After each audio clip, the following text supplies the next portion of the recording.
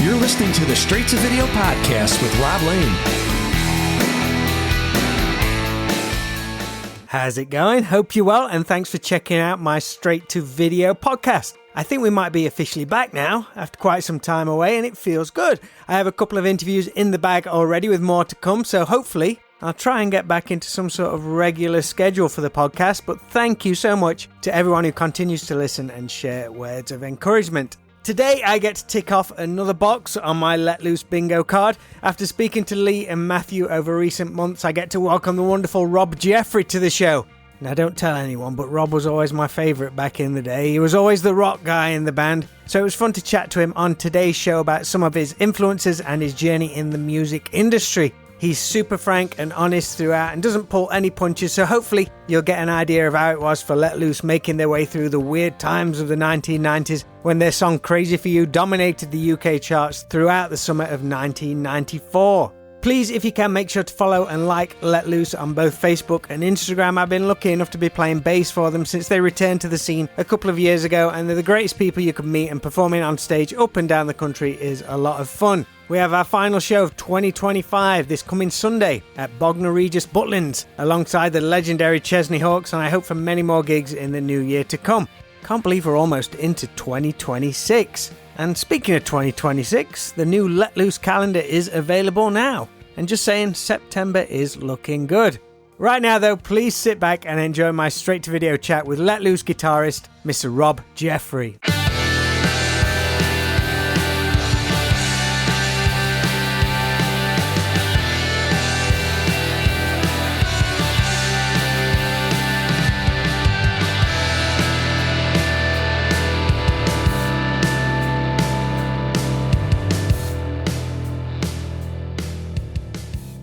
Look at that shirt. That's the. Is it a shirt or is it a dressing gown? Smoking jacket, man. I know, like Hugh Hefner or something. Mint, man. Good to see you. And you. Well, thanks for doing this for us, mate. It's very cool. Pleasure. Looking forward to it. We're well into almost 2 years since Let Loose returned to the music scene. What do you think the younger Rob Jeffrey would have thought if you'd have told him this back in the late 90s? Was it ever on your bingo card? It's probably nigh on 2 years exactly today that I spoke to Lee about it, or happened to speak to Lee on the off chance, and he mentioned we could do some 90s festivals. So I said, well, what are they? He told me. So it's about 2 years when we came up with the idea, and it wasn't planned. There was no thought. And I think within a week or two of actually mentioning it, we had the single recorded, and we got all this like worldwide press. So it's pretty amazing. What would I have thought about back in the day? Well, I'll tell you what, in the 90s, we split up probably the beginning of 97, maybe. So, I don't know, after that, I spent a couple of years with Robbo from Thin Lizzy. We had our own production company in the studio. So that took me up to 2000. So during that time, I was still kind of in the business to a degree, you know, doing music. But once that finished, I was kind of done and kind of gave up for like 15, 20 years and didn't even bother playing, sold everything and just moved on. What I felt, Rob, was that once you've had a record deal, and they've invested lots of money into the band, you've done pop videos, you've been around the world a couple of times. To get back up there again, it's going to be impossible. It's like winning the lottery twice. You've won, but there's actually nothing on the check, you know. You get one of them big checks to say you've won, but there's a big zero on it. When you think about it, I mean, for a couple of 3 years, we was getting picked up in limos and getting driven to the airport and stuff like that. So, and you were paying for them though as well. In actual fact, you pay back the recording costs. And I think back in the day, about half the video cost. But all of that stuff is on the promo budget that you don't have to pay back. So all of the promo you do going around the world, everything like that, and all the hotels, you don't actually pay back. Probably depends on what deal you got, but you pay back your recording costs. And of course, they can be astronomical. And of course, if you recoup those, then they spend more on album number 2. So you're still in the hole at the end of that. So it's a bit of a vicious circle. That's how it is. Could you have seen like yourself doing music long term? Not really. I mean, I was playing as a youngster until I was about probably early 20s. And then just got a job and you have to earn a living. And it was just by chance I met Richie in a nightclub, and he said, "Oh, if you play guitar, you'd be great for our band." I said, "Well, I play guitar." He said, "Oh, I've got this band, and we're doing all this pop stuff, and we're going to be famous. And do you want to come for an audition?" And I thought, I've heard all this shit before. How did you actually meet? Was you just talking about music, or did you think you looked cool, or what was it? Back in the day, I used to go to a nightclub called Hollywood's in Romford, right? It was fantastic, good laugh at the time. And I think I was talking to his girlfriend in there one night, and she said to me, "This bloke in Hollywood, so if he'd play guitar, it'd be great for your band." And then a few weeks later, she was in there with him. We got chatting. But when he said come for an audition, I thought, well, do you know what? I've heard all this shit before. You go around there, they're all terrible. They've got no chance. It's a joke. And I went and met Richie and Lee. And Crazy for You hadn't been written then, but they had some fantastic songs that they'd written. There was one called Diamonds, which is I Believe, which is nowhere near as good as the original. There was an 8-track demo of a song called Diamonds that got us signed to Virgin, that got us signed to Phonogram Publishing, and that got us signed to Polygram. Wow. That one song, and then it got produced by a couple of producers that put about 10,000 multi-tracks on it, and one size of living donuts out of it, and it lost all its feel. But the original 8-track, which I haven't got a copy of, there, but one's floating around somewhere. My brother might have one, but it was fantastic. When you heard it, you thought, that's it. Yeah. When you hear I Believe, it leaves me cold. So was the stuff you originally heard much more, let's say, in the vein of the stuff which you like rock-based, and once it got to the studio, it became more polished? I'll tell you what it was. In those days, you recorded on tape and the production wasn't there, but what you captured was feel. That's what you got. So at the end of the day, Richie had written something like 100 songs or 150 songs, whatever, and there might be half a dozen of them that just grab you. And that's what it was all about. Now, trying to replicate that in a studio is kind of difficult. More so nowadays, because I think that a lot of people that are making music, they're not musicians, they're creators. They're good on a laptop, but they don't really play an instrument. So being a little bit out of tune, a little bit out of time, a little bit sloppy or a little bit rough around the edges. And quite often, those bits I record here, and if it's a bit like that, I get rid of it and I make it perfect. And I think that's the mistake. You start making stuff perfect and it doesn't swing. And sometimes if you leave mistakes in, those mistakes bring on their own charm further down the track. You might hear them for a month, you might think, oh, I hate that, that wasn't right. But after a while, it becomes the nuance. That's what brings it alive, you know? Yeah, and if the feel's there as well, that adds to it. It's all about feel. Have you got any favourite albums which are like that, where you can hear the magic? There's loads of them. I mean, some of the old Free albums, it's all Phil. You know, Simon Kirk's drumming, Paul Rogers' vocals, you know, everything is Phil. And I don't listen to Steve Vai. I don't listen to Joe Satriani. I don't listen to any of these shredders. I'd rather listen to Albert King or someone who bends it out of tune and just whatever. It's just got more feel to it. What attracted you to that, do you think? Because, I mean, you'd have grown up during the 70s. Rock music was huge during the 80s. And I say it was all about, like, the shredding and all that kind of thing. But what was it that got you into, like, that blues feel stuff? And obviously Thin Lizzy. My brother was 3 years older than me. So when I started senior school, he was probably about, 14, 15. And all his mates were into stuff like Zeppelin. Whereabouts was this? Went to a school in Essex called Abscross School. Normal comprehensive school, right? And all the kids, all of my contemporaries, they was into the Jam. Then the sort of 80s came along, and like Lee, I love Human Lee, he's younger than me. But because I had older friends, I was kind of 5-8 years back, listening to some sort of mid-70s. And then once you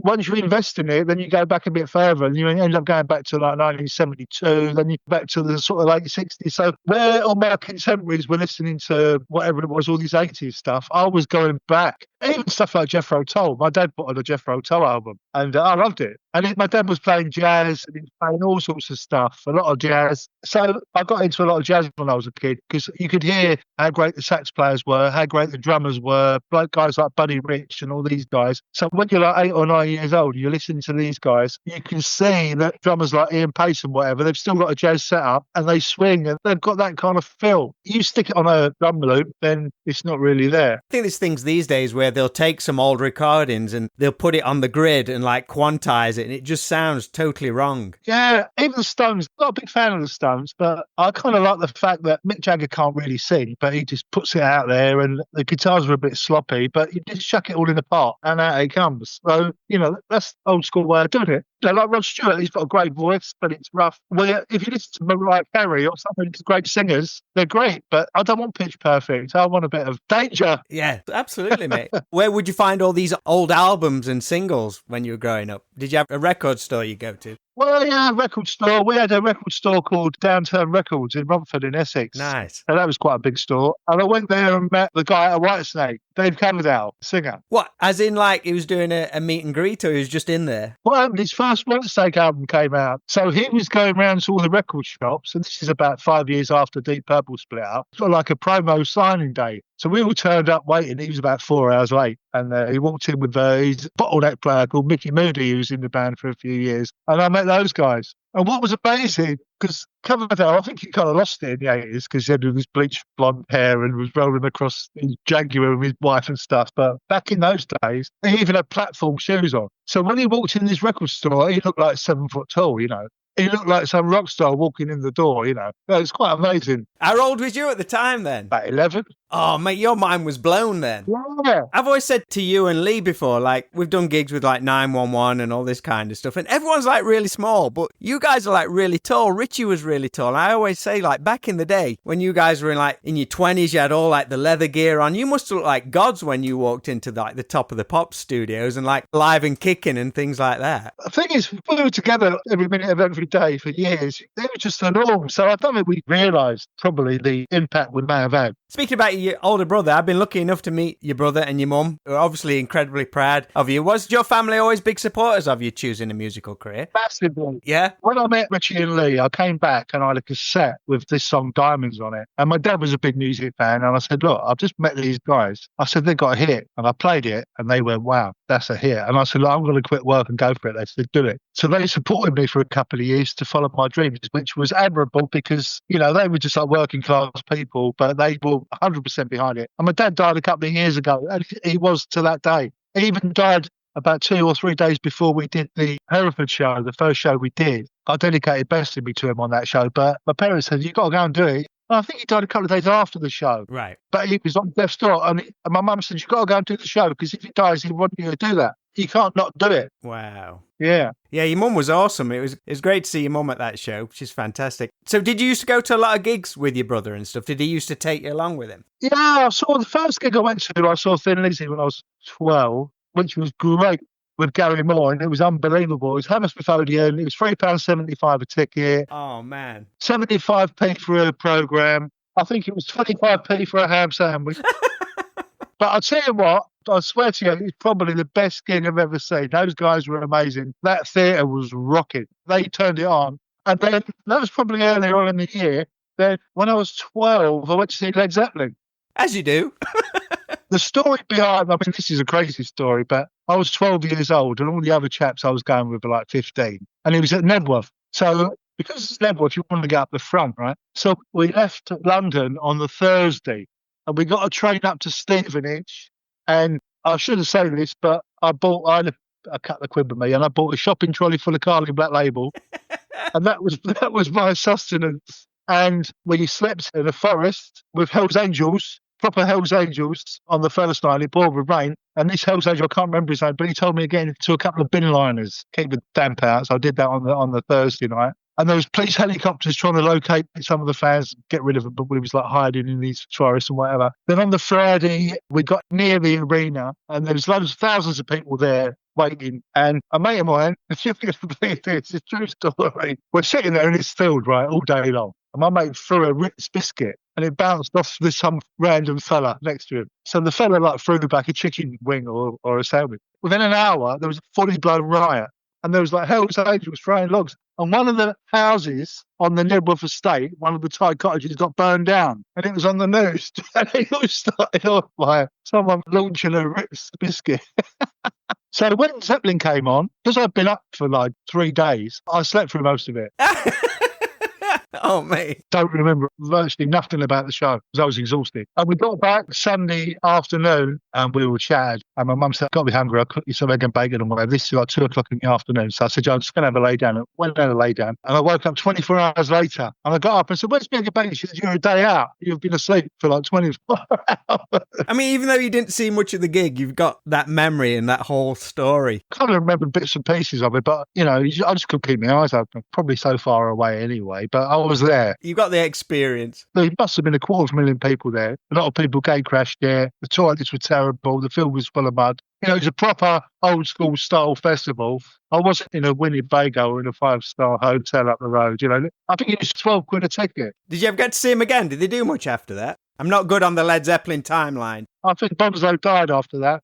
About a year later, he died. Right. So they basically threw the towel in after that, yeah. So, guitar. When did you first get your first guitar? When I was about 12. Right. When I went to see Lizzie and I went to see Zeppelin, I went to see Rainbow at Wembley. Richie Blackmore's Rainbow. That was amazing. Apparently the night before, he came on 15 minutes and stormed off when they wrecked the place. But yeah, some sort of tantrum. And being a kid, I'm quite a shy guy, to be honest with you. I've always been shy, and I was when I was a kid. I thought, wouldn't it be lovely to have the balls to get out there and do what these guys do, you know? I've realised since, I only realised this recently, it's show business. You're looking at showmen. They put their armour on and go out there. Even when I go out there now, I go out as me. I just thought, oh, I'm going out there. I've got to get my chops together. Got to have my shit together. You do prepare. I can tell when you're speaking before the gig. It's like, you can tell you've got like either the day before you're preparing or like right from the crack of dawn, you're getting your shit together and getting stuff sorted. I can't leave anything to chance because I think it's about confidence, you know, and there's probably a lot of people like that. But looking back on it, you know,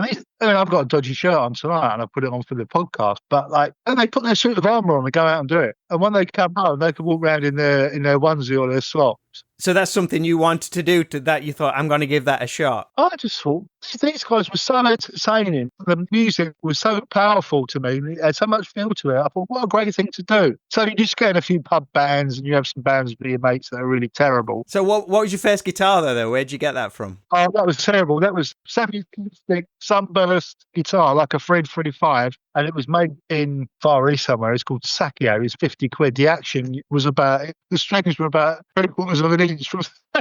I always say that's probably a good thing to start with, though. That gets some strength in your fingers. I'll tell you what it was, right? When I was a lad, right? Gibson and Fender were good quality instruments. And you can dispute that at the end of the 70s because I think they lost it a bit. But you can even back in those days, you're probably paying 400 or 500 quid for a Fender or Gibson, right? There was nothing else other than a piece of junk for like 50 quid. There wasn't Squires. There wasn't other brands around. Anything else was like a piece of firewood. So I reckon a lot of kids gave up because they just couldn't get on with this piece of junk that they had. But nowadays, of course, you don't need to spend a fortune. A couple of $100, it's great. And your amps and everything else. I mean, I used to have like loads of Marshall cabinets and just getting to the rehearsals would kill you, you know. Yeah, I know. You wanted the sound, you had to take another cabinets with you to the pub, you know. Totally, mate. So did you take lessons or was you self-taught? I took lessons, but I should have taken more. I mean, I took lessons. I was doing okay, but the guy was like a blues teacher. I didn't learn any theory. I still don't know any theory today. I can't just make it up. But yeah,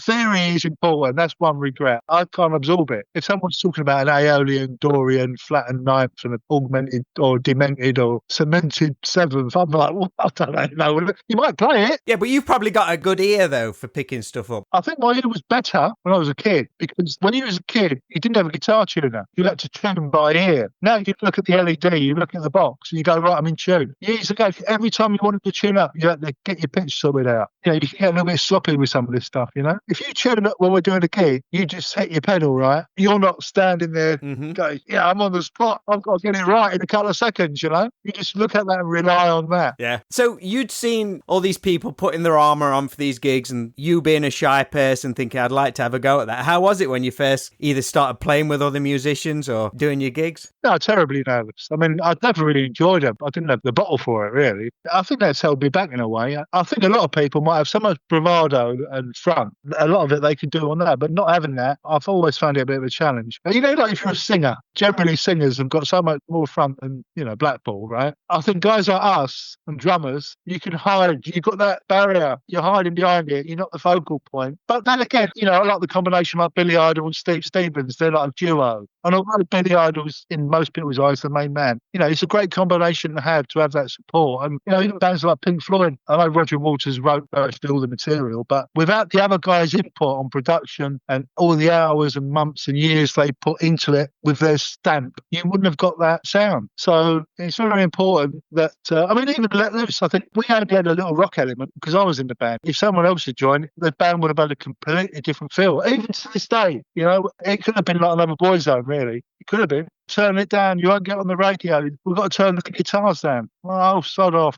Guitars have been around from the year dot, where fashions and music changes, right? But guitars kind of stay the same. I've spoke about it a million times before. It's like when Let Loose came out in like the mid-90s, if you was into like catchy hard rock bands, there was none of that anywhere. No. You wouldn't believe how many hard rock fans were a fan of Crazy For You and all that kind of stuff. I think a lot of it had to do with you, with the guitar, because people suddenly saw, oh, this is a guitar band. It's not the Britpop, which I can't get on with and all this kind of stuff. It's not the grunge. It is a pop rock band in the charts. And hey, I like this. You wouldn't believe the amount of rock fans. And I think it comes down, a lot of it, to you stood there with like shoulder length hair and a guitar slung around your neck. The reason for that was Richie and Lee were a fan of Duran Duran, and they had a little bit of guitar in there. They were fans of Go West. Yeah. Alan Murphy was a great guitar player, played with Go West stuff, and you had bands like Mr. Mister and stuff like that. So they were into that. So let's give it a bit of that edge. And even some of the B-sides we did were great songs. They weren't necessarily hits, but there were some great songs on the B-sides. Some of them were just demos. There was a lot more substance to the band than what people realise. You know, all they know is Crazy For You. It certainly wasn't the best song, in my opinion. And I don't think we got the credibility that we could have got. I think the public, unfortunately, they were just, because of the media and the way things were, to be in a band, you had to be 5 guys who danced. And they thought, who are these guys? There's 3 of them not dancing. What's going on?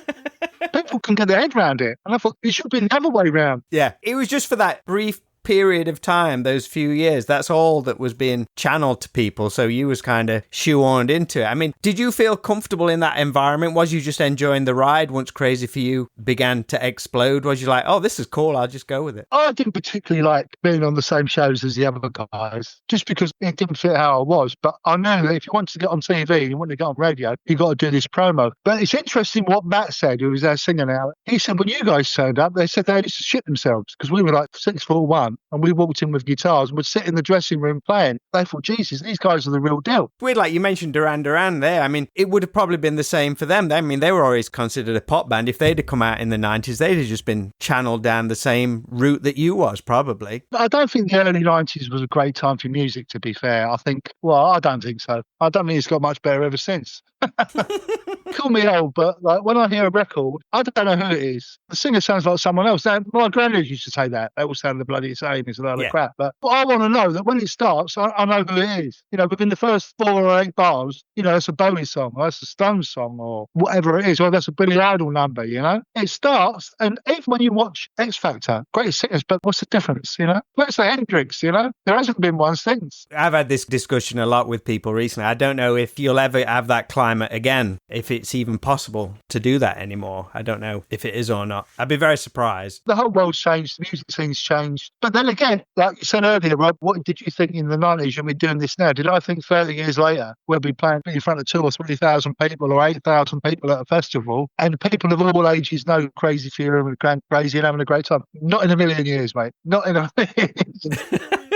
How many times was it you was on Top of the Pops? Was it 12 times? 12 times. It might have been 11, but I think it was 12. Yeah, I mean, that always had like a mixed lineup of artists. Were other acts sometimes shocked when they got to hang out with you? Like you say, like Bad Boys Inc. were like, holy shit, these guys are the real deal. They perhaps wrote you off as a pop band, but they'd soon realise that, no, you're not. Did you get any reactions from other people? Like, do you have any interactions with people like Oasis or anything like that? Well, I'll tell you what, I mean, this is a bit of an eye-opener, but we did a lot of shows, and Oasis were touring as well. And they were playing like arenas, and we were playing places like the Shepherd Bush Empire. Quite a lot of time we're in the same hotel, right? Right. You get back to the hotel about 11 o'clock. We'll go straight to the bar. Oasis will come in 10 minutes later, and they go to bed. Yeah, in the media, they were giving it all that in the morning, but they were in bed at 10:30. We were the ones that were up all night, and then on Saturday morning TV. See, they were responsible, Rob. That's why they're doing stadiums.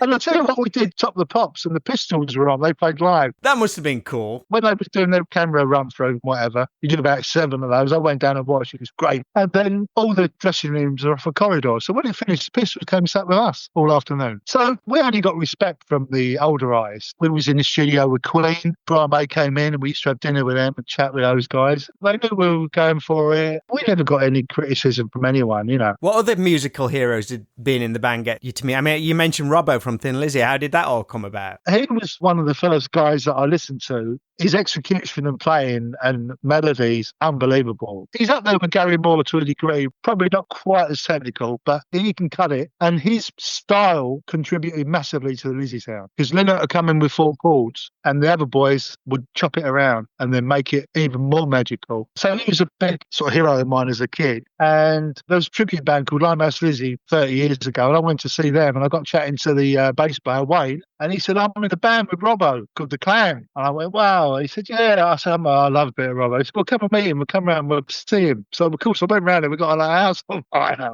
And in actual fact, I mean, we lived together for a couple of years, and it's pretty crazy because he was like Ozzy. He was like living with Ozzy in a way. Not the older Ozzy, but he was of that school. Yeah. And the stories he told me were unbelievable. Where was you living at the time? Was you in London at that point? Brentwood. I bought a house in Brentwood. He came and moved in with me. We built a studio in the garage. Just because you could. So we spent all day and all night in the pub, then go and start recording at like midnight. We were kind of like nocturnal. Is the record of all those recordings? Well, there are. Robbo reached out to me a few weeks back. He was in a band called Wild Horses with Jimmy Bain, bass player. Do you know him? No, I don't think so. Scottish guy, went out to America, played with all the rock bands in America. And one of the big labels is apparently releasing the 2 Wild Horses albums and allegedly putting some songs on that Robbo and I recorded when we lived in Brentwood in the studio. Holy shit. Yeah. If it's released, that'll be released worldwide. And I was supposed to meet up with Robbo last week, but he's not been that great. So he's not been that well. But I got a message this week saying he's up for meeting Friday. So I'll pick his brains further on that. He said to me, I got in touch because those records are coming out and he wanted to make sure that I'm aware of it, and the publishing on the stuff that we did is 50-50. So that was nice for him to do that. It was great to hear from him. Nice one. That's cool, man. I mean, going back to Let Loose, I mean, the early days of the band, like you said, it was all about personal appearances, TV shows, magazines. But on the second album, Roller Coaster, you got to do a full UK tour with your own show. How was that for you? Because I saw you guys in Mansfield and that was an amazing gig. I friggin' loved it, mate. Oh, great. Did you enjoy that, to finally go out and do a full tour? Someone posted something on Instagram of the tour dates on the T-shirt. That's like about 4 or 5 gigs and you get a day off. You're not really having a day off, you're travelling. But it was pretty relentless. I think we did about 47 shows in 50 nights. But for me, the best part about that was you had a guitar tech, you had your own sound guy, you had your own tour manager. For years, you play in pubs and you're carrying your gear up and downstairs and you're getting a fiver at the end of the night. But when you could just walk on and someone hands you a guitar, this is tune. And if you bust a string, he hands you another one. You know, that was when I thought I made it, when I had this guy that was touching the guitar. And when you finish, just hand it back. Did you enjoy that element more because it was live and your guitar was a lot more prominent in that environment? Did you enjoy that scenario? I really thought that the live aspect of the band, and because we were different than all the other boy bands around, that we'd easily have more longevity, and because we had our own material as well. So I thought, if you're a band and you've got your own material and it's good material and you can go out and play, you must have more longevity than people that are reliant on other people to do the music, give them the songs, you know. But it didn't work out like that. We had a record that went in at about, I don't know what it was, low chart position, probably about number 50, and we got dropped, and that was it. And of course, once you get dropped, you know, you're going to pick up the reins again. We was probably doing promo 3 years around England, pretty much non-stop, and then Europe and all around the world, probably for the best part, I might be wrong, but probably about 4 or 5 years. So it's a lot of leg and it's a lot of PR. And if you're not where you want to be, can you do that again to take a chance? You know, it's tricky. Yeah. I mean, Lee's spoken openly about like the mental health side of it. How was it for you when it ended around 96, 97 and all of a sudden all that stops? Was that a struggle for you? No, not at all. No, because unlike Richie and Lee, I had a job beforehand. They had always worked to solely do that. That was their vocation from when they were like 16, 17. And they put their heart and soul into it. But I had more of a grounding on, like, you know, I've been at work for a few years and whatever. And I knew that being on top of the pops or being a pop star and getting adoration is kind of, it's not the real world. And it's perhaps temporary as well. Yeah, I remember the little tour bus being hammered by thousands of fans banging on it and the police outriders and getting a helicopter into a gig and all that lot. And I think this is crazy. If I wasn't in this band, I could walk down the road, no one would bat an eyelid. So you're not in the real world. I don't know whether the guys believed it more than me. I don't know. But I thought, you know what? If this ends, you know, what do you do? When the band split up, I couldn't go down the job centre. It goes, oh, yeah, pop star. What have you got on the board? Do you know what I mean? You can't do that. When it used to them little cards, you take them off. Yeah, cleaner, labourer, pop star. So I thought, you know what? You got to come to terms. And what I'd like to have done was earn more money out of it and maybe could have invested some money. You know, ideally, it could have set you up for a good few years or whatever. But if you look at most of the bands out there, they're still grafting. They might have had big hits, but the money doesn't last forever. I don't think many people earn money out of selling records because no one buys records. So everyone's gigging to earn their living. And I think the bigger the gig, the bigger the overhead. Yeah, absolutely. Especially nowadays. You know, you've got to pay your management, you've got to pay your agent, you've got to pay the crew, you've got to pay your sound guys. A lot of people are going to have musicians that they're hiring in. So it's the same old story. You take all that off whatever you're getting paid, and unless you're the Eagles, which go out for like, $20 million a night.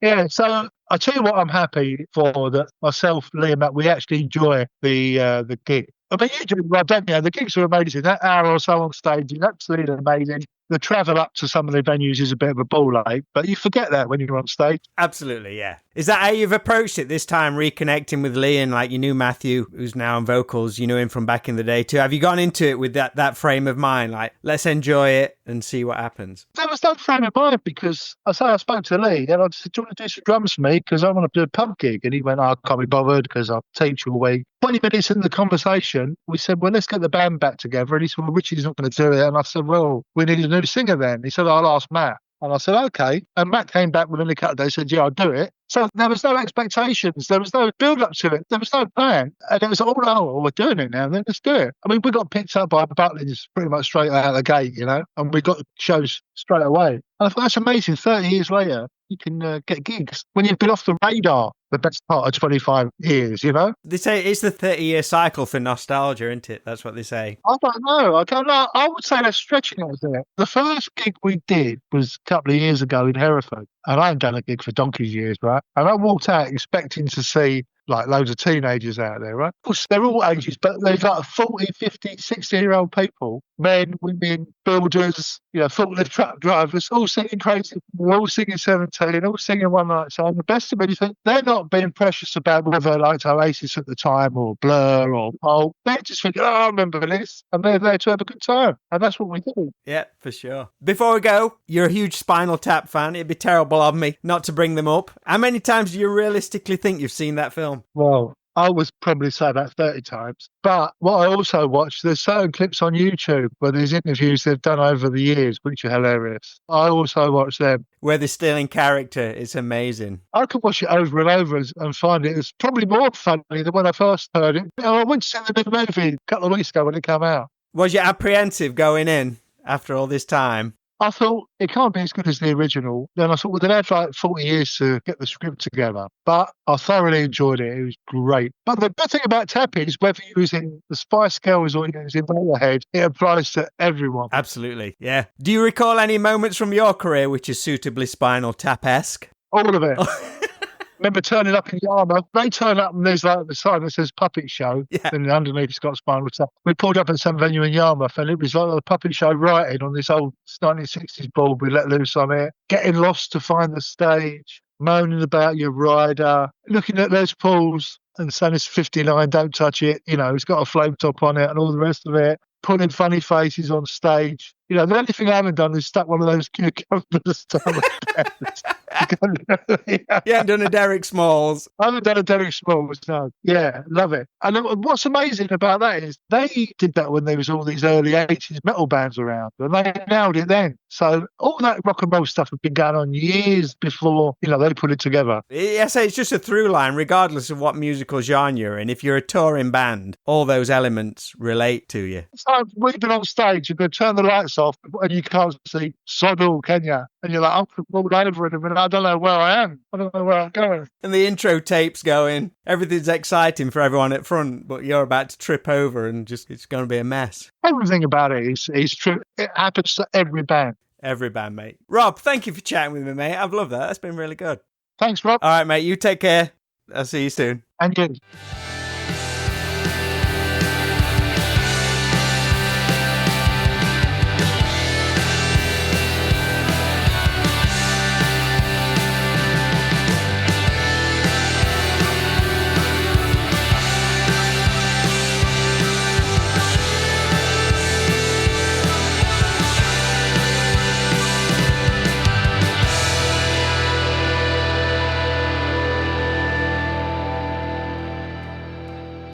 Many thanks to Rob Jeffrey of Let Loose for joining me on today's Straight to Video podcast. Great to sit down and chat with him to ask him all the stuff I wanted to back in the day. For more info, you can follow Rob on Instagram, Facebook and TikTok, and be sure to connect with Let Loose on Facebook and Instagram at Let Loose Official. So this Tuesday, the 11th of November, we welcome Canadian music legend and entertainer supreme, Mr. B.A. Johnson, to our 80s video shop for an exclusive gig, the first of what we hope to be many more music events. I've seen B.A. perform twice in Nottingham over the past couple of years, and they've been some of the best and most fun gigs I've ever been to. So please, if you could, I'd love for you to be there and show your support to our very first live show. Tickets are available at www.80svideoshop.co.uk, and I really hope some of you can make it. Support for the gig is the wonderful Dave Kerr, so it's going to be a great night. So that's all for this episode of the podcast. And until the next one, make sure to always be kind, please rewind and unwind, and I'll speak to you all real soon.